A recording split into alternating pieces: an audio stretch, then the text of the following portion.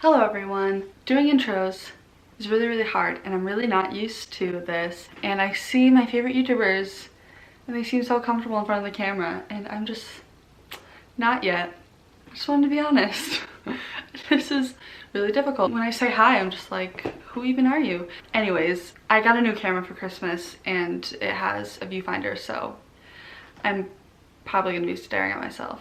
Not because I'm narcissistic, but to see if it's in focus, and I really don't know if it is because I don't know how this new camera works. So to further prove my point in that I don't know how this new camera works, it is autofocusing throughout the video, and I really apologize for that. It is very annoying. I hope that you can ignore it. I will try and figure out how this camera works so that it does not continue in future videos. I just wanted to pop in stereotypical YouTuber style to say I'm sorry about that. I will work on fixing that and hopefully get ignore it. So that's all. Anyways, hello. For today's video, I'm going to be talking about the best and worst movies I've seen recently. And by recently, this goes back as far as the summer, I think, maybe, you know, like early fall. I've been in a bit of a movie rut recently. I just haven't been in the mood to watch movies, which really sucks because the Golden Globes and the Oscars are coming up and I have a lot of the nominees to watch. So yeah, let's just get started. So I didn't have that many movies to choose from super recently, so I just kind of like went back on my Letterboxd, which is linked down below. You can check it out. Oh my god, this is so like, I have been doing YouTube since I was 8 years old and things have changed so much and I'm still going like, I feel like that's like a very like 2015 thing, and that's when I was doing YouTube like the most frequently. Anyways, my Letterboxd account is in the description, so go check it out. And I was just looking on my Letterboxd and seeing what I've watched in the past, let's say 5 or 6 months. This video should be titled the best and worst of what I watched in the last 5 or 6 months, but we're just gonna go with recently because that is recent. In the grand scheme of things, I'm almost 18 years. Recently is definitely in like the last year, but we're not gonna go as far as a year. Anyways, I am so rambly right now. Okay, so I'm a big believer in bad news first before good news, because then, you know, you get the bad news and then the good news kind of makes you feel better. So we're gonna start off with the worst that I've seen recently. And I use the word worst pretty loosely because these movies aren't bad. Well, that's not true. Two of them are bad. Half of them are bad, half of them are decent. Just, you know, not my favorite of what I watched. So the last movie that I watched is on this list, and that is Malcolm and Marie. And when I found out that they were filming this, I was so excited. I was super excited that Sam Levinson was directing it because I'm a huge Euphoria fan and I have been a fan of Zendaya since I was 7 years old. I love her. She's like my favorite celebrity. I have a lot of pictures of her on my wall. One is right there. There's some up there. I adore her. She is just, she's one of my favorite actresses. She blows me away with every performance, and this one included. She was fantastic in Malcolm and Marie, and I was so excited for it. And then the reviews came out and the reviews just weren't good, and they were basically saying the same things about how it was exhausting, how it was just a man verbally abusing his girlfriend for an hour and a half, and that a white director was using a black actor as his mouthpiece for his qualms about a bad review that he received. And that didn't really sit right with me. And then I watched it. It really didn't sit right with me. I definitely get those criticisms. And it just kind of seemed like Sam Levinson was just speaking through Malcolm. It just felt very off and out of place. And I wasn't a fan of that. What carried the movie were the performances. John David Washington is a fantastic actor. Zendaya, I mean, I already said she was so amazing in this. I genuinely really liked the character of Marie, and I really liked what she had to say. Malcolm was just insufferable. Malcolm was very well acted, but just the script just didn't do him any favors. I saw one review on Letterboxd that the movie was so good if you mute it, and I understand that because it was beautifully shot, the visuals were gorgeous, and I genuinely really liked that it was in black and white. I thought that was cool. So I'm not gonna say that the movie is bad because I don't think it's bad. I just think that it was just exhausting. so that's why it made it to this list. But Zendaya, I wouldn't be mad if she got an Oscar or any like awards or accolades for this performance, because she was fantastic. Like always, love her. So the next movie on this list is also with John David Washington, and that is Tenet. Okay, I moved the camera. If you know anything about me, you know that I really love Christopher Nolan. He's one of my favorite directors. He directed my all-time favorite movie, which is Interstellar. I love the Dark Knight trilogy, love Inception, Dunkirk was fantastic. I'm a huge Christopher Nolan fan. I was so excited for Tenet. I watched it when you were able to rent it, obviously, and I was confused the entire time. Again, the performances were great. Robert Pattinson, love him. Elizabeth Debicki, loved her. So my camera died, so I had to charge it for a little bit.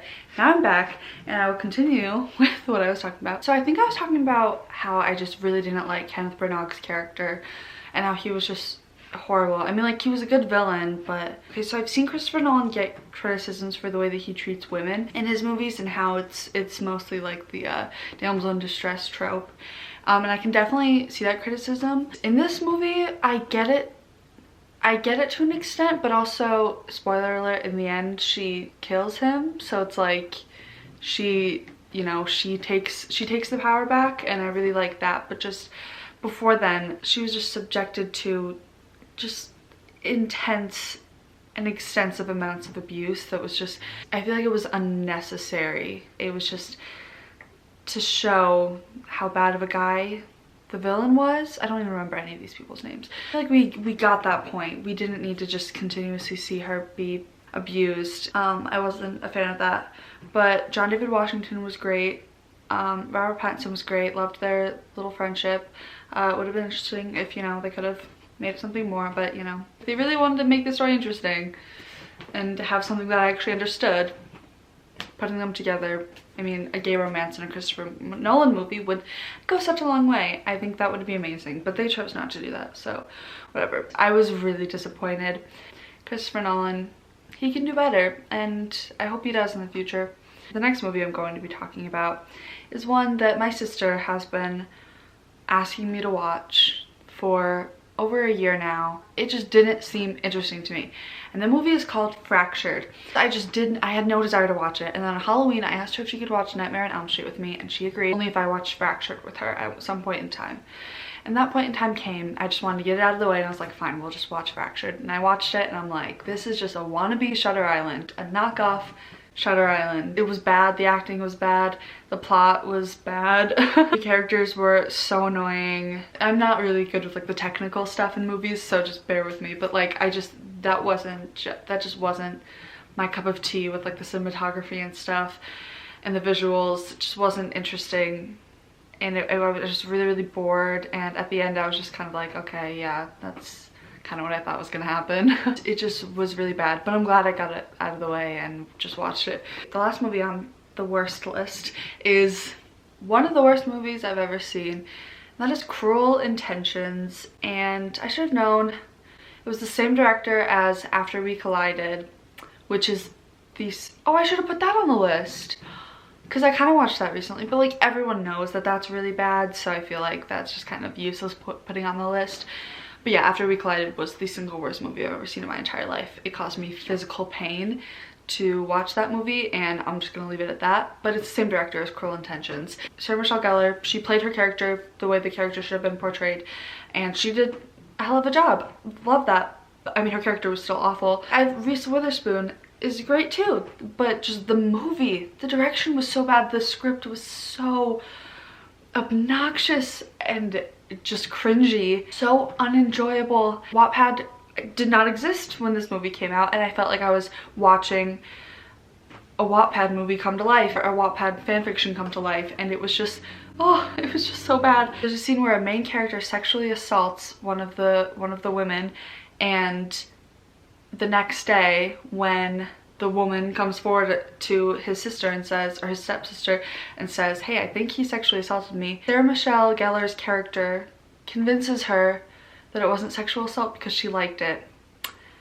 And at that point, I just had lost any respect for the movie that I had to begin with. That's just not how it goes. That's just not it. Nope, just horrible, horrible messages. It's just the stereotypical bad boy falls for the good girl trope. And spoiler alert, you know, he dies in the end. So I'm just kind of like, cool. So it's just, you're just gonna follow all the tropes and not even make it interesting. Like, it wasn't good, and it made me mad. That's that. Enough of the negativity though. Let's move on to the best movies I've seen recently. So the number one is not a movie. It is a Netflix special called Middleditch and Schwartz, and I actually watched this for the first time almost, you know, around a year ago. It came out in April, and I watched it when it came out, and the extent of my knowledge for either of these two actors was, well, very little for Thomas Middleditch. I don't think I knew who he was before this. And then Ben Schwartz, I knew of him from Parks and Rec because he played John Ralphio, and that was it. And then I watched a special, and it was the funniest thing I'd ever seen in my entire life. I'm a huge comedy fan. I love John Mulaney. I love Bill Hader, like Documentary Now with Seth Meyers and Fred Armisen. I partake in watching SNL every once in a while. I started watching Bo Burnham's special about a year ago, and then I never finished, but I've seen a lot of interviews with him. Love 8th Grade. You know, he's great. Now I'm a huge fan of Ben Schwartz and Thomas Middleditch. After watching that special, I became obsessed, and I just watched so many of their interviews together. I started watching Silicon Valley. I'm almost done with that. I watch Thomas Middleditch on Twitch all the time now, and I watch his YouTube videos. That got me into Jake and Amir because I found out that they're on Jake and Amir, so I watched all of their episodes with Jake and Amir, and now I watch Jake and Amir. How many times am I gonna say Jake and Amir? So Middleditch and Schwartz just sprung this interest in all these other things, which is really cool. But Middleditch and Schwartz itself is just, I've seen it like 5 or 6 times now. I got rejected. They're taking a little turn here. I got rejected from my dream college. That was horrible, and I watched Middleditch and Schwartz to make me feel better, and it worked. And well, I also went to the store and bought like chocolate and stuff, and that helped as well. But we're not talking about the day I got rejected from my dream college. We're talking about Middleditch and Schwartz, which was just so funny. I should probably describe what it is. So it's 3 improv specials where it's just 50 minutes of complete improv. They ask a prompt to someone in the audience, and whatever that person says, they pretty much recreate using complete improvisation. And it's just so funny and so quotable, just like the best thing that Netflix has ever produced. And I want so badly for them to produce more episodes, because they bring me so much joy I can't describe. I just rewatch edits when I'm like sad, or I'll rewatch the special itself when I'm sad.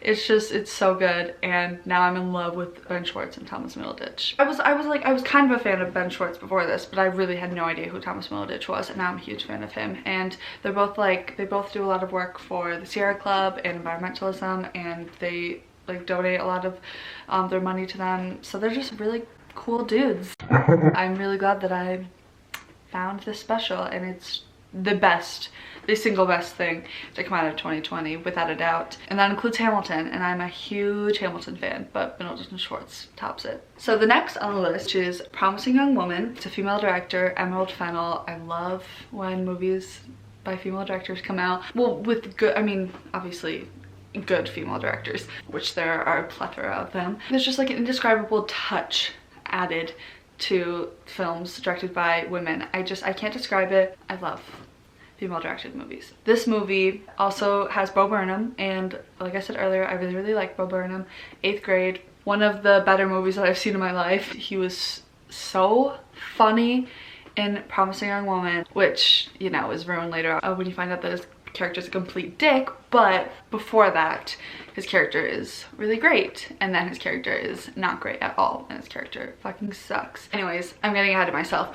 The movie, it touches on really important topics about rape, the consequences of it for the victims and the victims' friends and family. But Carey Mulligan stars in the lead, and she is fantastic. I love her as an actress, and I love watching her interviews. She's so eloquent and intelligent, and it brings so much life to the characters that she's casted in. She has a trend of playing strong females, and she really cares about the characters that she plays and understands them. And from an actor, I feel like that's the best thing that you can do, to have your performance be, you know, the most authentic that you can make it, and she delivers every single time. This movie is no different. She plays the character of Cassie, and she is funny, and she really makes you care for the character and understand her motivations for what she does and root for her. One of my only issues with the movie is that they make Adam Brody a bad guy. I love Adam Brody, but that's acting for you, so whatever. I loved the colors and Cassie's outfits in it. I love that it was dark comedy meets drama and romance, kind of. I love that the plot is super dark, but the colors are so vibrant, and the clothes and just, you know, it's such a good juxtaposition, and I really love that. I thought the direction was amazing. Again, from Emerald Fennell. I can't wait to see what she does next. Next movie on the list is The Big Sick, starring Kumail Nanjiani and Zoe Kazan. I loved this movie. It was so cute, so funny. It also has Holly Hunter and Ray Romano and Bo Burnham and Aidy Bryant. Very interesting cast, but I loved the cast, and I love that Bo Burnham was in it, and Holly Hunter and Ray Romano as Emily's parents in the movie were great. I loved them. I loved Kumail and Emily's characters. I loved their relationship, and the movie had a lot of heart. I think it's so sweet that it's about their real life courtship and that they screenwrote it together. I think that's so cool. It was just like a good, I mean, I wouldn't say lighthearted exactly. There's some heavy stuff in it because the main character is in a coma for half of the movie. So I just thought it was really sweet, and I really enjoyed it. The next movie is Short Term 12. This is the first movie I watched of 2021, and it is one of the best movies I've seen in a long time. I've been wanting to watch it for a while, but the reviews were so good that I was worried I was going to be disappointed, and I was not disappointed at all. It exceeded my expectations by a lot. It stars Brie Larson, John Gallagher Jr., Rami Malek, Stephanie Beatriz, Caitlin Dever. Those are all the people I can think of. Oh, Lakeith Stanfield. It was so heartwarming and heartbreaking at the same time. Brie Larson, I love Brie Larson. She's up there, you can't see her, but I have some pictures of her on here. I am a huge Brie Larson fan. She gets so much unnecessary hate, it infuriates me to no end. She is such a fantastic actress. Room is one of my favorite movies. Short Term 12 is now one of my favorite movies. She was just outstanding in it, as well as the rest of the cast. I really like Caitlin Dever. Booksmart, again, one of my other favorite movies, directed by Olivia Wilde, another female director, who was also directing Don't Worry Darling, which I'm so excited about. Anyways, getting off track, Caitlin Dever was great in this. The whole cast was really good. It was funny, and it made me feel so warm. It made me feel so sad at times too, and that's just like the best type of movie. I was blown away by the end of it. It was a fantastic movie that I highly recommend to absolutely everyone. The next film I'm going to be talking about is Columbus, which is another one that I've been wanting to watch for so long that I put off watching because I was worried that it was going to disappoint me, but yet again it exceeded my expectations. It stars Haley Lu Richardson and John Cho. I'm a huge Haley Lu Richardson fan. Wow, I don't know why her name just twisted me up. She's such a great actress, so underrated, and I don't like to use that a lot because a lot of the times when I say underrated and when other people say underrated, the person is not actually underrated, but I genuinely believe that she is. So this was directed by Kogonada, and I have never seen this specific directing style.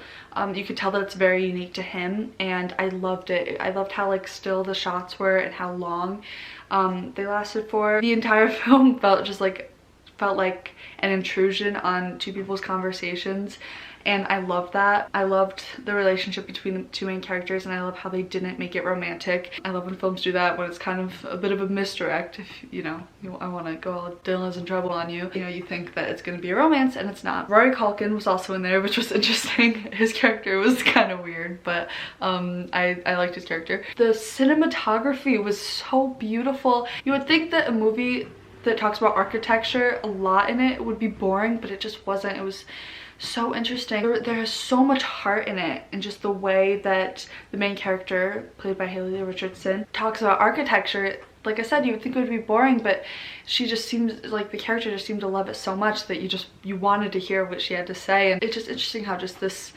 town, you could just make it look so beautiful with such good cinematography. I'm someone who, you know, grew up in a small town, so like I like yearn to get out of it, but it's movies like this that make you want to just stop and look around and look at your surroundings and appreciate them. It's one of those movies that makes you think.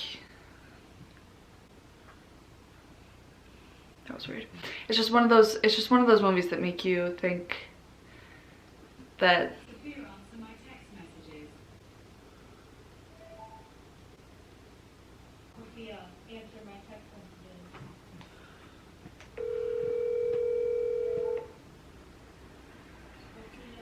Hello?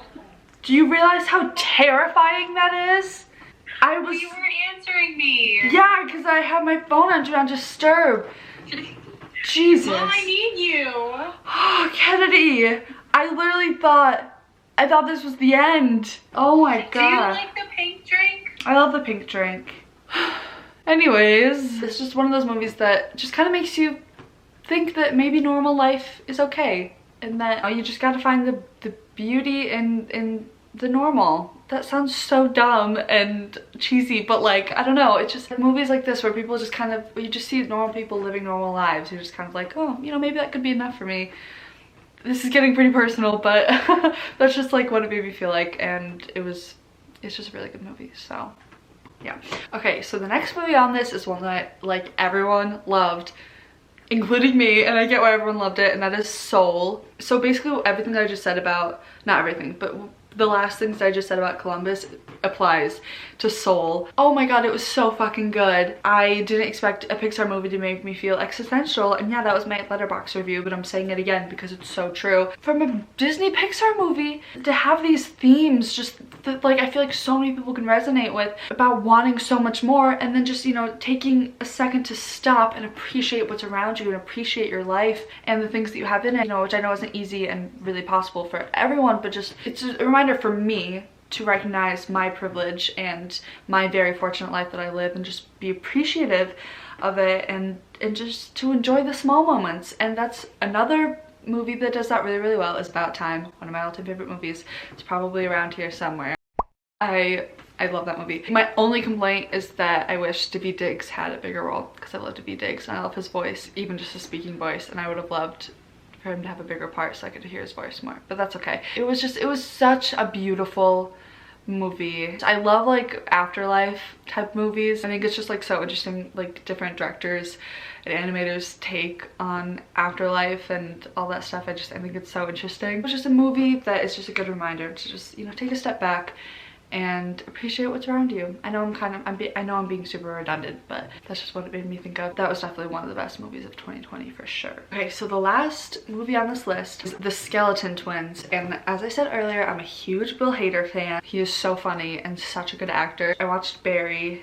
I binged Barry. It's so good. Bill Hader is just fantastic. He is so good in The Skeleton Twins, along with Kristen Wiig. In a way, it's just like a quiet film, like a subtle, quiet film that this is a movie that's underrated for sure. I can confidently say that this movie's underrated. I love the performances. I love the relationship between the two main characters played by Bill Hader and Kristen Wiig. It was super funny. It was pretty dark. It was very bittersweet and heartwarming and heartbreaking. I feel like I say that about so many movies, but that's what it was. I just highly recommend it. Okay, I'm sorry for the constant camera changes, but my camera died again.